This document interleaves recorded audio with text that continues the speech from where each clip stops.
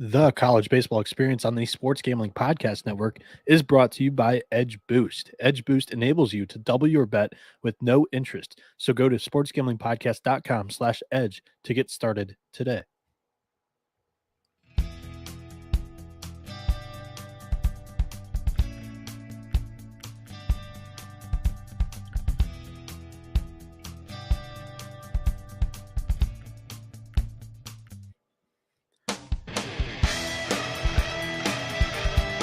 All right, already. Welcome back to a brand new episode of the College Baseball Experience. Good morning, college baseball fans. It is 6:33 a.m. Notice how it just keeps getting later and later and later for every day of games that we have.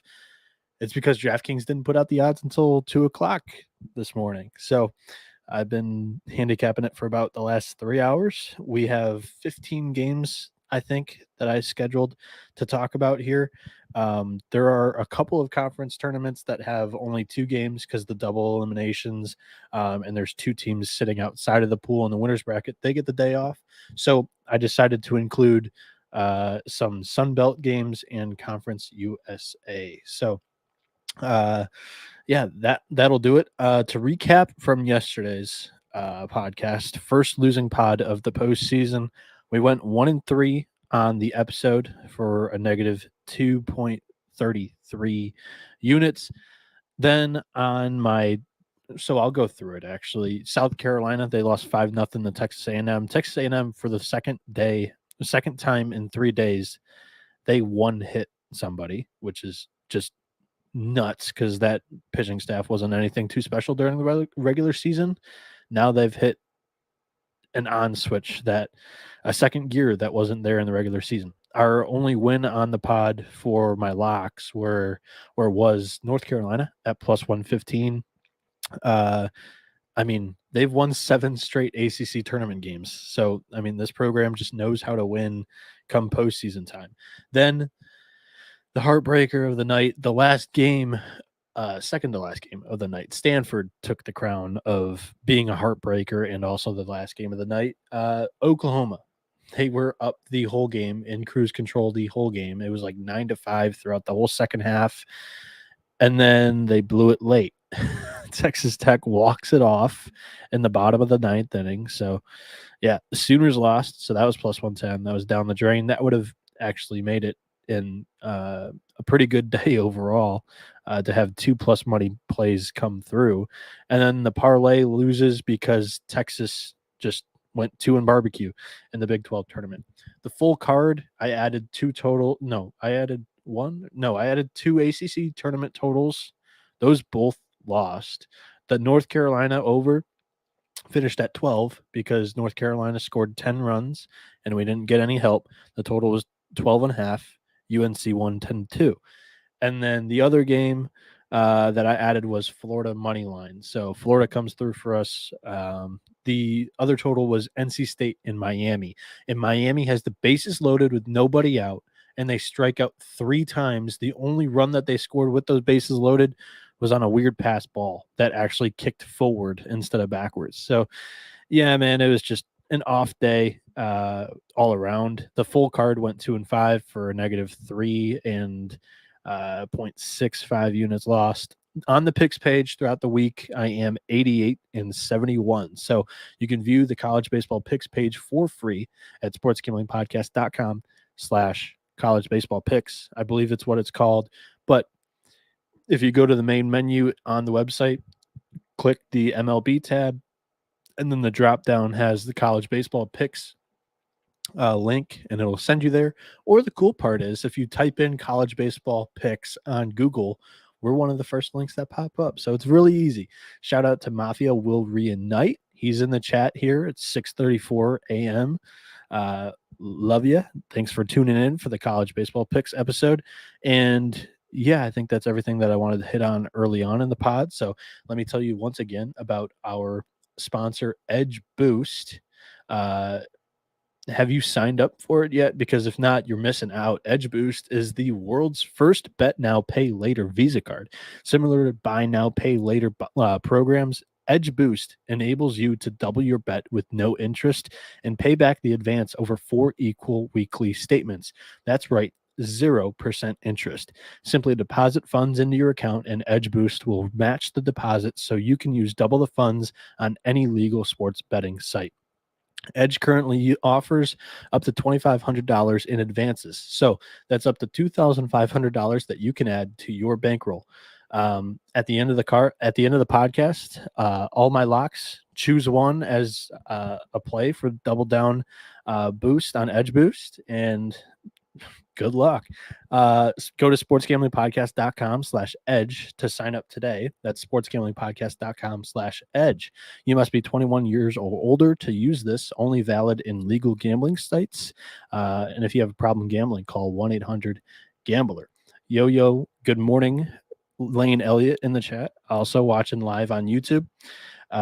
Let's jump right into some of these games here. I actually have quite a few plays, and this is a day that I was waiting for. I love college baseball postseason because it's really where you separate the know-its and the know-it-nots. And that's because we have no freaking clue who's pitching in half of these games.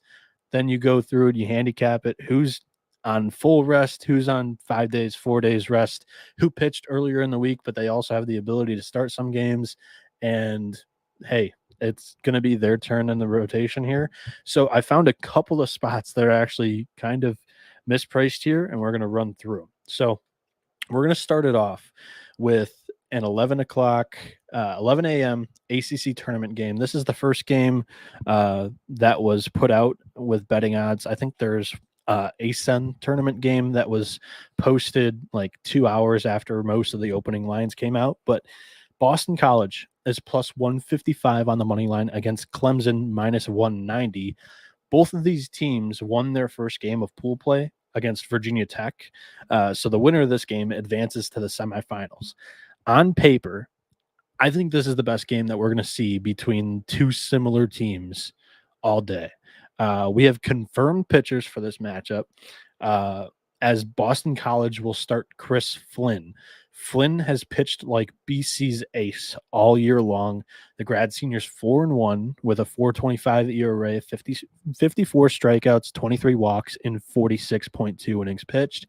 On April 29th, Flynn allowed 4 runs in 5 innings with 4 strikeouts, 5 walks to Clemson. Austin Gordon will get the nod for Clemson, and he is 1-4 on the year with a 4.76 ERA, 67 strikeouts, 18 walks in 14 starts, 73.2 innings pitched. Gordon started for the Tigers on April 28th, and he pitched he pitched on April 28th. He pitched 6.2 innings, only allowed 3 runs on 3 hits with 6 strikeouts and 2 walks. Gordon's been in good form recently with a 3.98 ERA over his last 4 starts. BC is 11-3 when Chris Flynn starts. I know Eric Bakic's Tigers are red hot right now. They've won 13 games in a row. What was their loss, though? It was when Austin Gordon started against the Eagles. So give me BC Birdball at plus 155. That's valid to bet. And then the second game on our slate starts at 3 p.m. in the Conference USA Conference Tournament. Louisiana Tech minus 105 against Charlotte minus 125. I don't have a confirmed pitching matchup for this game, but I do project that Alec Sparks will start for the Bulldogs. He threw 35 pitches last Saturday, so on 5 days rest, he'll be good to go, I think. Sparks has made 5 starts this season, and he's 1-3 with a 6.99 ERA, 39 strikeouts, 23 walks in 46.1 innings. The junior has a 12.23 ERA in his last 4 appearances, but he's the best option that Louisiana Tech has left with some starting experience on the staff. So it's either him or a reliever that hasn't really pitched much this season. For Charlotte, I project that Colin Kramer will start. Kramer has been their normal 3rd starter all season long, and the Fighting Clits have turned to him in the rotation, I think, being that this is their 3rd game in the Conference USA tournament. Kramer's 5-4 with a 5.17 ERA, 57 strikeouts, 29 walks in 54 innings, and 11 starts this season. Charlotte has won each of Kramer's last 4 starts, and the 49ers at -125 is a really good look, as Louisiana Tech's kind of just ran out of pitching here. Then at 4 o'clock in the Big 12 tournament, we have the Kansas Jayhawks at +145 against Kansas State at -180. It's a Sunflower State showdown in Arlington. No confirmed pitching matchup here, but I project that Kansas will start Sam Ireland, who last started on May 13th, but I didn't find any information about a possible injury. So I think Ireland gets the ball, and he's 4-6 on the year with a 6.64 ERA, 39 strikeouts, 24 walks in 62.1 innings. On April 15th, Ireland threw 5.2 against K-State, giving up 5 runs on 8 hits, 2 homers. I think that the Cats will start Herman Fajardo today. He didn't start on 5 days rest yesterday. So now that he's on full rest, I didn't find any information here. So I think he gets the ball here. The junior right-hander is 3-4 with a 6.14 ERA this year, and 59 strikeouts, 29 walks in 46 innings. On April 15th, Fajardo and the Cats beat Kansas during Ireland's start, and Fajardo threw 6 innings of 1-run ball. I think that K-State is a good parlay piece here because the Jayhawks, they're really only kind of feisty when Colin Baumgartner is on the mound. We took them against Texas. They win that game because he throws incredibly. They put up 5 or 6 runs. Texas didn't score any. And then Texas just laid down against Kansas State too. But the pitching staff outside of Baumgartner for the Jayhawks is just kind of shaky overall. I trust that Kansas State is going to win this game. That's a great parlay piece there.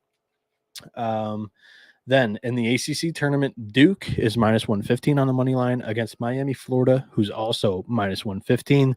This one's a straight up coin toss, and it's a weird one to handicap because Duke's game right up lists Miami with a to be announced pitcher, and Duke is starting Alex Gao. Gao has started many of the Blue Devils' recent game ones after a few injuries to the starting rotation, and basically, this staff has turned kind of into the Tampa Bay Rays of college baseball. They are always making adjustments, and they never really let any of their guys go too long into the games. They never really let them see the lineup 3 times through. On the season, Gao is 3-3 with 4.86 ERA, 53 strikeouts, 24 walks in 50 innings. Gao has a 6.43 ERA in his last 5 appearances, which is not good. So that would be an easy fade. This is, however, like after all, an ACC tournament punt play. However, Miami already has a spot clinched in the semis. They may throw off here because of that TBA label.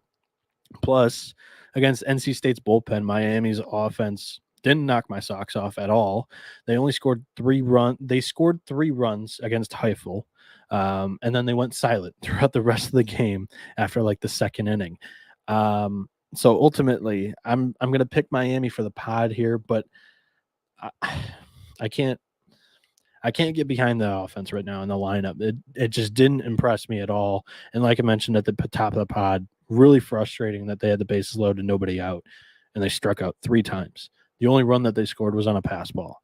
So I have no prediction of who Miami's going to throw here, just because they could do anything they want.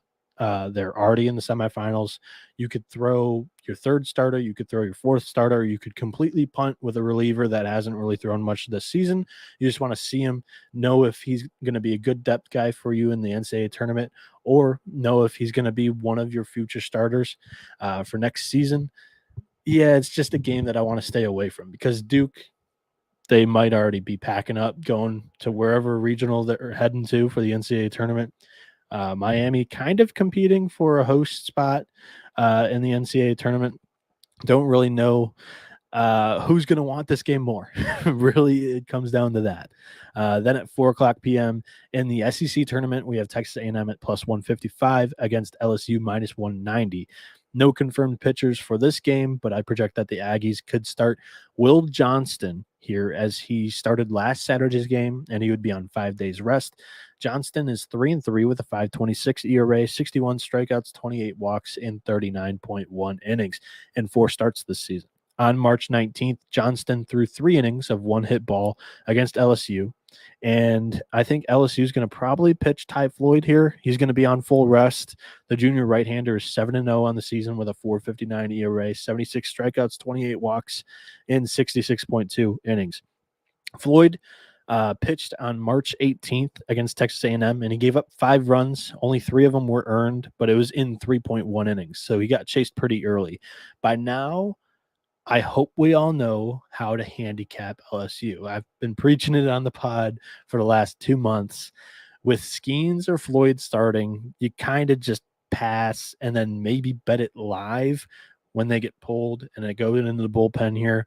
But against Arkansas, they used Riley Cooper for like 3 innings, and then they really used more of their dependable relievers to try to stay in that game against Arkansas and win that one. It was crucial. They wanted the day off to go into the semis, but now here against Texas A&M in an elimination game on Friday isn't really the spot that they wanted to be in. And I think plus 155 is viable to bet before first pitch. A&M's pitching is rolling right now. Johnston already pitched well against LSU once this season. Why can't he do it again? At plus 155, that's one of the better prices we've seen against LSU over the last 2 weeks when we've learned that LSU really doesn't have any pitching depth after Skeens and Floyd. How far into the game is Floyd going to go? They pulled Skeens after 3.1 innings. So, yeah, I kind of like the Aggies here at plus 155.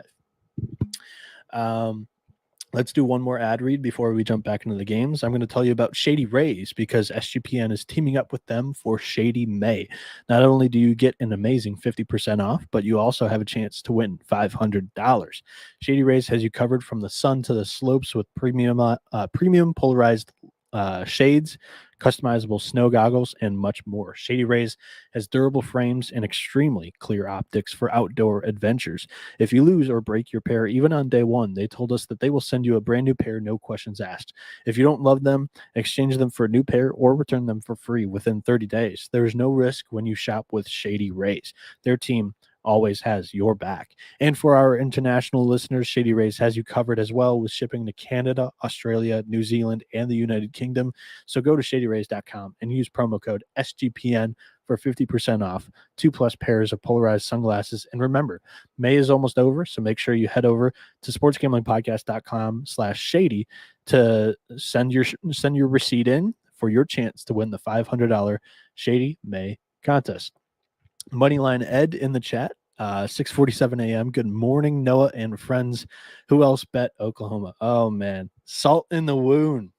Salt in the wound. Did you watch the end of that game and then get up at 6:45 in the morning? Because if you did, props to you. If you have a normal day job, that must have been just an absolute gut wrencher. Because I know it was for me, and I'm still up since.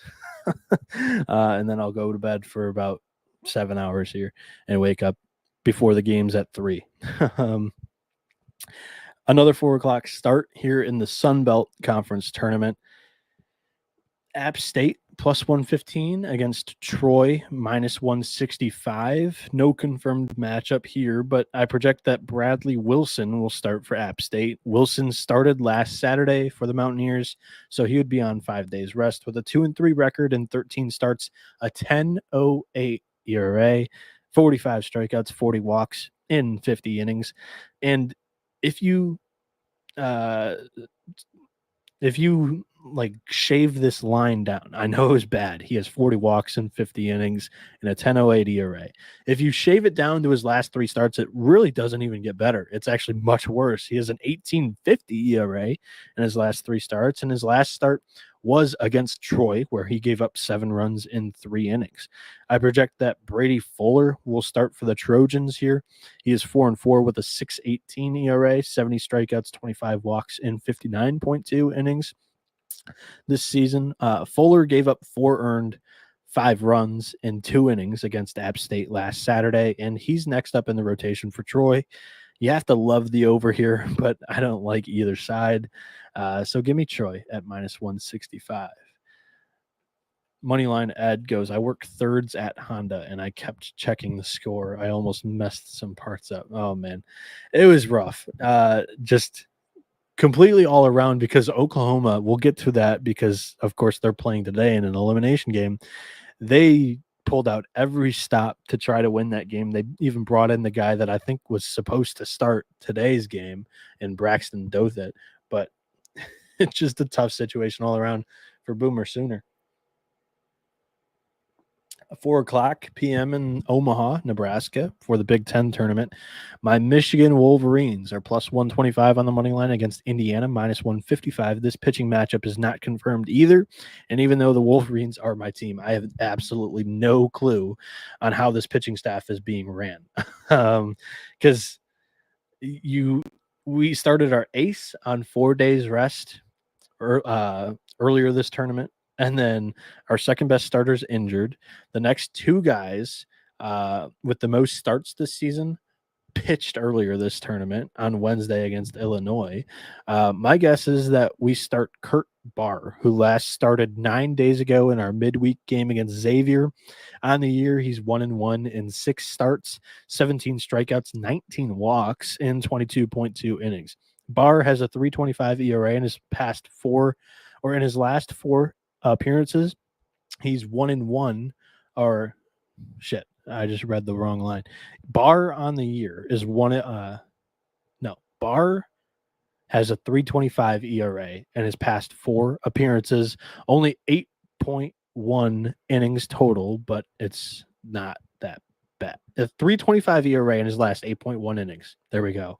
I don't know why I fucked up something in my notes here, but I think that Indiana is going to start Ty Bothwell on 5 days rest after starting last Saturday. Bothwell is 4-1 with a 6.86 ERA, 17 strikeouts, 19 walks in 21 innings. The senior southpaw has a 4.37 ERA in his last 3 appearances. I have no idea what's going on here. Both pitchers haven't had too much mound experience this season. Both of them not that great, but recently been okay in a small sample size. So the Wolverines, they have the 3rd worst scoring offense in the Big Ten. Indiana has the 3rd best scoring offense in the Big Ten against just an absolute shit show on both sides of the pitching mound, both sides of the dugout here, with no idea what either pitching staff's going to do. I have to side with the better offense. However, go blue. We're taking the whole tournament down. This is what happened last year. I could not make any sense of what we did to win it all. I think we lost the first game in the tournament last year, throwing O'Halloran, and then we came all the way back through the losers bracket to the championship game, and then we started O'Halloran on like 3 days rest, and he threw an absolute gem, and we won the tournament. I don't know what's going to happen here. But logically, Indiana has the pick. They have the much better offense in a game that's probably going to have a ton of pitching changes. But go blue. At 5:30 p.m. in the Pac-12 tournament, Oregon is minus 130 against Washington, who's plus 100. Now, if you listen to any of the conference tournament previews or read the article, my Huskies got the job done. They qualified for the Pac-12 semifinals. They beat who did they beat yesterday? Why did it slip my mind? They beat USC. Oregon went 2-0, beating Cal and Stanford in their pool. There's no confirmed matchup here, so I have to project the starters. I'm getting ready to sneeze. I feel it coming on, but I'm going to try to hold it out. I think that Oregon's going to start Matthew Grabman, who's going to be on 5 days rest after starting last Saturday. Grabman has an ERA of 5.50 in his last 5 starts with a 1-3 record on the year, 3.86 ERA, 33 strikeouts, 28 walks in 44.1 innings. And happy Lord's Day to those who celebrate, because Kiefer Lord is on full rest for Oregon, and I think he starts on Friday. Lord is 6-4 on the year with a 4.99 ERA, 74 strikeouts, 14 walks in 70.1 innings pitched. 2 weeks ago, Lord started against Oregon, and he gave up 5 runs in 5 innings, which I guess is better than Grabman only giving up 2 runs in 2.2 innings. In a Husky win, so the Huskies won that game that Grabman started against Lord. UW actually swept Oregon in that series earlier this year. So give me the Huskies here at plus money. I think at plus 100, and a guy that came into the year as their ace. He's pitched a little bit worse than Jared Angman, who they trust a little bit more right now. But Lord is that guy in the locker room, in the clubhouse. Plus 100 on the Huskies here. They've been so Jekyll and Hyde lately. They burned me. Then I went against them, and they won. Hard to get a read on the team, but plus 100, they actually should be favored over the Ducks here, in my opinion, if this is the pitching matchup that we get. Which, that's why you have to project some of these, and that's why I do a buckshot spread. If you listen to Colby on the college football experience or the college basketball experience, the more bets, the better, because you trust your instinct that you have a good read on many of the games, and you'll come out on top at the end. I feel like I have done a little bit more research than some guys that rely on computers and numbers and some of the books here, as I think that I'm spending much more time than them in projecting some of these pitching matchups. Then at 6:30 p.m. in the Conference USA tournament, Florida Atlantic is minus 145 against Western Kentucky plus 115. No confirmed pitchers here. I project that FAU will start Jacob Josie, who last threw 50 pitches in relief 8 days ago. Josie is 4-5 with a 5.17 ERA, 41 strikeouts, 16 walks in 62.2 innings. 12 starts this season. He faced the Hilltoppers earlier this year and allowed 4 runs in 5.2 innings. Then I project WKU to start Devin Turbrack, who is 6-4 with a 4.03 ERA, 60 strikeouts, 16 walks in 73.2 innings, 14 starts. Dallas Baptist blew up Turbrack in his last start Friday, but he's on full rest now. And prior to that start, Turbrack had a 2.50 ERA over a 3-start span. This is a tight handicap. I lean towards the plus money with the Hilltoppers here at plus 115. Moneyline Ed goes that Arkansas game, though. Lit. It kind of didn't live up to the pitching duel expectation that we all hoped it to be, with Hagen Smith and Paul Skeens kind of being pulled early. And then Arkansas's big rally inning was on a catcher's interference, pretty much. So shout out to Cutter Ton, new to the YouTube live chat, but he goes, long time listener on Spotify, rarely get to make a live show. You think Texas still has a chance to host after an early exit in the tournament? It's going to be tough. I think that you're hoping that Oklahoma State doesn't win here today. I think at the end of the day, Big 12 is going to probably get one host. And if Oklahoma State doesn't win the Big 12 tournament, it's going to probably be the regular season champ, which there were co-champs, but Texas was the 1 seed. And I think that the region helps, because right now there just doesn't look like there's a host in Texas, and the committee loves giving the Longhorns a host. So, Cutter, I think you guys might luck out with a host, even though you have not one of the better RPIs in the country. So that's my opinion on that. I will have my whole top 16 seed predictions on Sunday's show. Sunday's only going to have like 3 to 4 games. The committee's announcing the top 16 seeds on Sunday. So Sunday morning for Sunday's picks, I will have the first part do like top 16 seed projections, and then the second part, my bets for the final 4 games, I believe that's on that day. Moving on to the ACC tournament at 7:00 p.m., we have Notre Dame at plus 130 against Wake Forest minus 160. we have a confirmed pitching matchup here. Blake Helly will start for the Irish, and he's 3-3 with a 5.22 ERA, 73 strikeouts, 28 walks in 70.2 innings, and 14 starts. Helly has a 7.41 ERA in his last 3 starts, so his recent form has been quite bad. Reed Mascolo will get the ball for the Deeks, and he's 7-1 on the year with in 11 starts with a 4.07 ERA, 41 strikeouts, 10 walks in 48.2 innings. On most teams, Mascolo is an SP2 or an SP3. On Wake Forest, he's their 5th best starter. And they have elected to use him and save their other top 3 arms that haven't pitched yet this tournament. For the semifinals, they will play 2 games. They'll have 3 horses, and they've already qualified for the semifinals. However, I mean, Mascolo is no slouch, and Notre Dame is 0-1 in the ACC tournament. And this is a punt play for Notre Dame. This is part of the system. Has not lost yet this year in the ACC tournament. So I'm going to ride with the Demon Deacons. It's a fair price. I wouldn't call it mispriced at -160. This is a guy that doesn't normally start against ACC teams and Reed Mascolo. So that's why it's at -160. I think it's going to be very public opening this low. It'll be bet up. So get on it now. -160 for Wake Forest. 7:30 in the Sun Belt Conference Tournament. Louisiana is -125 against Texas State, -105. We have no confirmed pitchers here. The Raging Cajuns are dealing with some pitching injuries, so this is kind of tough to project. But I'll say that David Christie will get the ball. He started last Saturday in a total bullpen game. I think they threw 7 different starters. Christie only lasted 1 inning.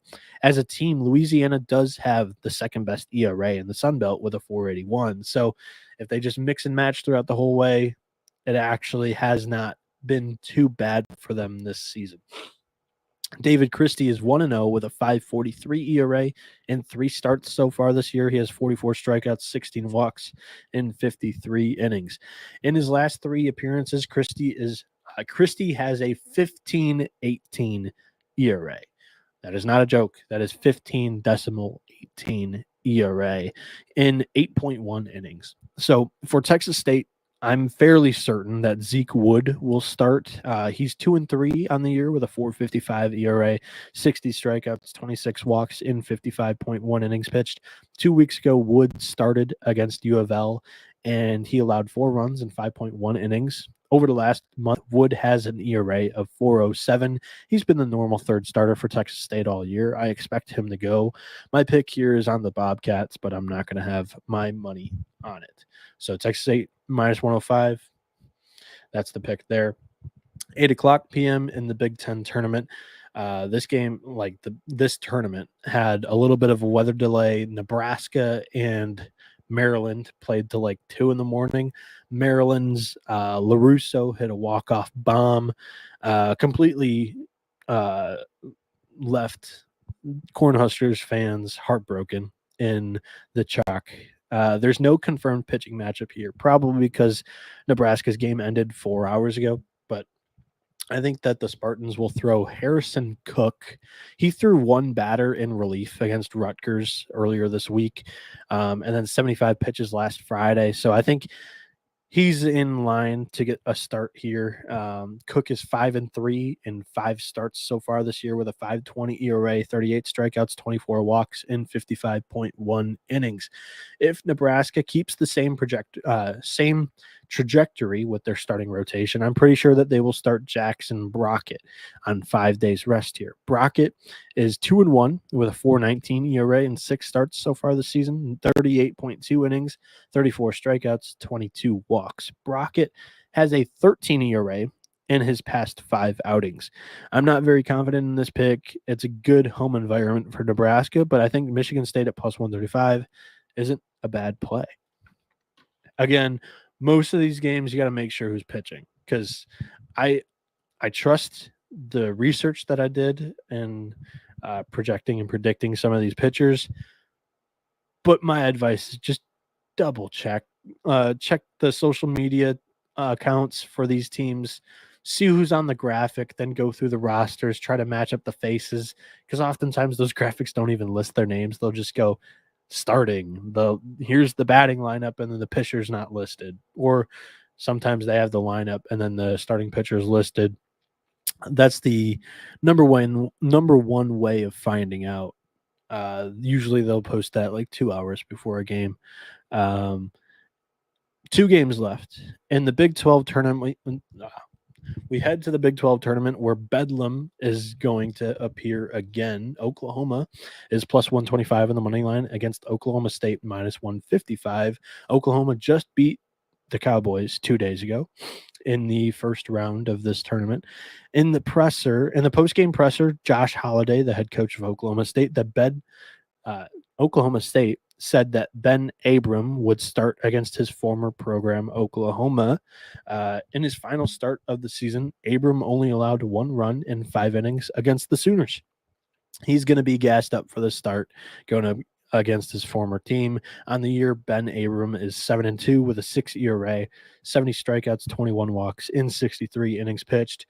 The Sooners sold out, left themselves with no pitching here because they brought in their third starter, Braxton Dothit, in the last game against Texas Tech last night. And that was my notes are just fucking crazy because I'm writing these at 4 a.m. So because they're out of pitching in general, I think they have to throw this guy who threw 52 pitches in relief in game 1 of the Big 12 tournament, James Hitt. And that would just be on 1 day's rest. In the past week, Hitt has thrown 5.1 innings against Oklahoma State, and he surrendered 5 runs in those 5.1 innings. On the year, Hitt is 5-1 with a 4.45 ERA, 38 strikeouts, 18 walks in 62.2 innings pitched. This is OU's best option for a starter. But he's only on 1 day's rest. This is a slam spot for me on the Pokes because if they don't elect to throw him, they're throwing a guy that has performed worse than Hitt so far this year. So I think Texas Tech just ripped out Oklahoma's hearts last night. Give me Oklahoma State at minus 155 on the money line here. We bet on Oklahoma against Oklahoma State in that first game.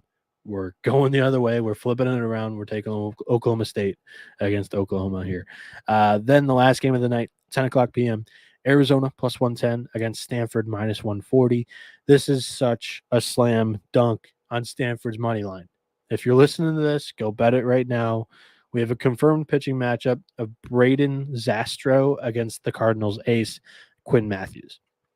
Arizona's southpaw, Braden Zastro, is 5-5 with a 5.30 ERA and 51 strikeouts, 24 walks in 69.2 innings. Zastro gave up 4 runs on 8 hits in 5 innings 2 weeks ago against Stanford, and he has a 6.73 ERA in his last 5 starts. Quinn Matthews for the Trees is 7-3 with a 3.20 ERA, 121 strikeouts, 33 walks in 98.1 innings pitched. He hasn't been in great form recently with a 4.66 ERA in his last 4 starts, including 10 hits and 5 runs given up against Arizona. The Wildcats are waking up, but the Trees are just mispriced badly here with Matthews on the mound. We have to take Sanford at minus 140, and I'd take it all the way up to minus 180. I'd even parlay it if it goes higher. So I think the line's just going to close much, much higher at higher than minus 140. So it's a slam dunk just because of the price here. It's just so off. And that's what we're talking about in postseason college baseball. Nobody has any clue who's pitching. They're waiting for confirmed starters before they move any of these lines. Matthews is out there. It was in the write-up. So give me Quinn Matthews over Arizona. Cutter Ton in the YouTube chat, he goes, you think McNeese needs to win the Southland in order to get into a regional? Yeah. McNeese, the Southland Conference just isn't going to get an at-large in the NCAA tournament this season. So in recap, my betting card for the day, I have a lot of plays just because I did a lot of the work and I trust some of it that I did. So I have 7 straight money lines to take here today, and then 4 parlay pieces that I think are viable. 1 podcast parlay. We're going to start it off early on at 11 a.m. plus 155 on Boston College, their money line against Clemson. Now, I trust Chris Flynn on the mound for the Eagles. He's that one guy that they always seem to put up runs for, and BC has been money behind Flynn. So that's 0.7 units to win 1. Every play on this card is to win 1 unit. Minus 125, Charlotte money line against Western Kentucky. Is that right? Hold on, sorry. I'm going back to my notes. No, Charlotte against Louisiana Tech. I knew that wasn't right. Charlotte against Louisiana Tech. Now I have to go back and read why I'm taking this. The guy that I have projected for Louisiana Tech is Alex Sparks, and he has a 12.23 ERA in his last 4 appearances. For Charlotte, they have a normal third starter that has not thrown yet. This is their 3rd game in the Conference USA tournament, and his name is Colin Kramer, and he's won each of his last 4 starts. So minus 125 on Charlotte is the play there. At plus 155, give me Texas A&M money line against LSU. That's to win 1 unit. Just again, LSU used a lot of their ammo in the bullpen yesterday for 5+ innings when they pulled Skeens early. Now against Texas A&M, who's been pitching really, really well this SEC tournament. I don't know what's gotten into that staff, but at plus 155, I think there's plenty of value there with the Aggies. Then plus 100, give me Washington's money line against Oregon. This one's mispriced. Washington's going to close as the favorite here if Kiefer Lord gets confirmed as the starting pitcher. So give me the Huskies there. Minus 160 on Wake Forest against Notre Dame. This one's fairly priced, but still it's Wake Forest. They're a team that I was really high on all season long. Obviously, they're number 1 team right now, but again, I got them at the preseason at 30-1 to win the whole damn thing. I love Wake Forest. On paper, they're throwing their 5th best starter. This guy is like an SP2 or an SP3 anywhere else around the country. Notre Dame's 0-1 in the ACC tournament. I've talked about it all week. It's a punt play. These games are like 5-0 in this spot in the last 2 seasons. So give me Wake Forest at minus 160. Then at minus 155, I just explained it 2 games ago. Oklahoma State on the money line against Oklahoma to win a unit. I don't know if Oklahoma's there mentally. They just got their hearts ripped out, and they have no more pitching. They're throwing I think, again, they're not throwing him, not confirmed yet, but the best guy they have left already threw 52 pitches in relief in their first game on Tuesday or on Wednesday. And he's not going to go too deep, and this bullpen has been hung out to dry. Literally the offense scored 9 runs and they couldn't hold that lead. And then the last play of the day, minus 140, Stanford's money line. That's to win a unit. Quinn Matthews on the mound. This is just mispriced. It's going to close a little bit higher than minus 140. I'm telling you that right now. So I'm jumping in on that value. The parlay pieces. So if you're out there wanting to get down on some parlays, there's 4 of them that I think are worthy. Minus 180 on Kansas State's money line against Kansas. Minus 160 on Wake Forest money line against Notre Dame.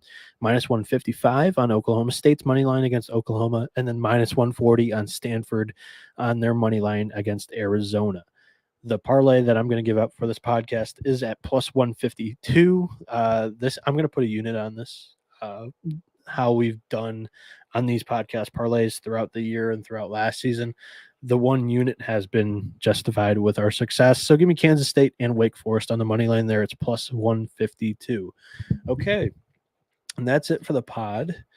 You can follow me on Twitter at 77NB. You can follow the show, The College Experience, at TCE on sg.pn on Twitter. You can view all of my picks for every mid-major game today on our website. So sportsgamblingpodcast.com/collegebaseballpicks, I believe, is the URL. Oh, sorry. I believe that's the URL. You can go to the homepage on our website and click on the MLB tab. It'll take you to the college baseball picks, or on Google, if you search college baseball picks, it's one of the top links. And then check out the network, SGPN, Sports Gambling Podcast Network. We have a show called the Sports Gambling Podcast, which is our most popular. I was just on it 2 nights ago with the guys, Sean Green and Ryan Kramer. Sorry, I'm choking up here at the end of the pod, but yeah, go check that out. I did like a half-hour hit at the end of the show 2 nights ago. Check out the college football experience, the college basketball experience. We're all joined here together on YouTube. Subscribe to the channel because we're posting college sports content all year round. Subscribe, leave a comment, rate, review, subscribe wherever you're listening to on podcast platforms. We're posting everywhere. You guys have done really good supporting it. Leave a review because then I'll read the review on the podcast at the end of the shows. We do that with the MLB Gambling Podcast. Check them out. But yeah, leave a review because it helps me. It helps you guys. It helps put it out there even more. Helps grow the show.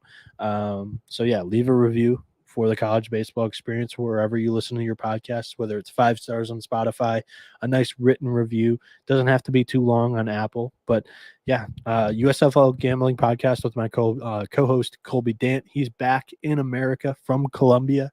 So we're going to get him on the podcast here soon. The USFL Gambling Podcast, NASCAR Gambling Podcast, F1 Gambling Podcast, Golf Gambling Podcast. I'm running out of podcasts, the name, but we've got plenty of them. If you are looking for something, we have it. And if we don't, and you'd like to cover it, hit us up. We're always accepting new people into the company. So just go to the website. There's a place to apply. So if we're not covering a niche sport like college baseball, go ahead, take it, pitch it to whoever actually responds to those. I don't know who does it nowadays, but that's what I did to get this job 2 years ago. And look where we're at now. Tons of fun. Thank you all for listening. You've been experiencing the better side of college baseball with the College Baseball Experience. With that, I bid you adieu. Adios, amigos.